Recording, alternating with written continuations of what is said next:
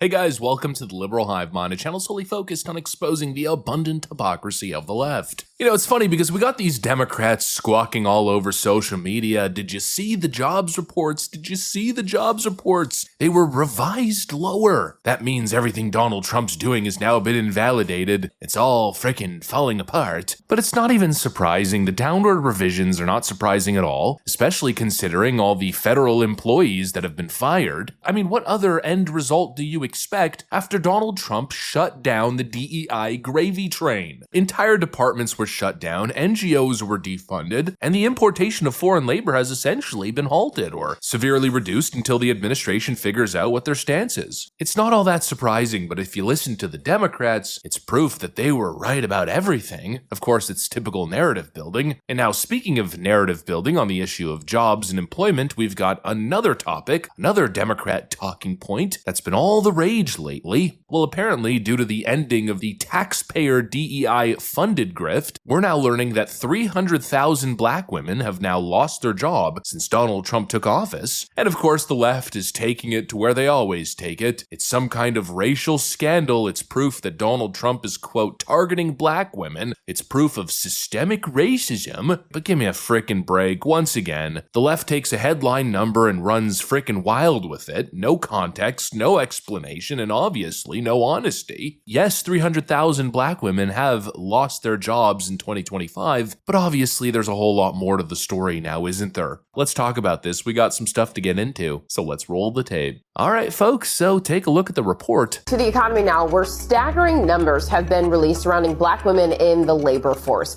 A new report shows more than 300,000 black women have left the workforce in just the last several months. That's according to the U.S. Bureau of Labor Statistics. Joining me now is gender economist Katika Roy to break this all down and why they're leaving. Katika, thank you so much for being with us. You recently wrote an article where you say that this isn't happening by accident. Why do you think it is happening? This is happening because of cuts to public sector positions. So if you look at the federal labor force, black women make up just over 12% of the federal labor force. It's about double their representation in the labor force overall. And when you have targeted cuts up to 50% in organizations such as the Department of Education and HHS, you're not just trimming the fat, you're actually cutting the economic backbone for black women. What are some of the spillover effects from all of this? Well, one of the things that we know is that there is a connection between women's labor force participation and GDP. So just black women's labor force participation has dropped by just over 2% in the last 3 months. And that has sucked over $37 billion out of U.S. GDP. So this is the economic cost of gender policy ignorance. Do you think that most people are unaware of the actual impacts of things like this? Absolutely. So when we often think about women's issues or black women's issues, we think of it as an over there problem. It's not. It's an everybody problem. When our economy grows, that has more jobs and more income for everyone. For every 1 percentage point that women leave the labor force, there's a $146 billion hit to GDP. Are there any other groups that we are seeing largely impacted in this way in the labor workforce? Not to this extent. So I track all of the data, as you can imagine, month over month by gender and race and ethnicity.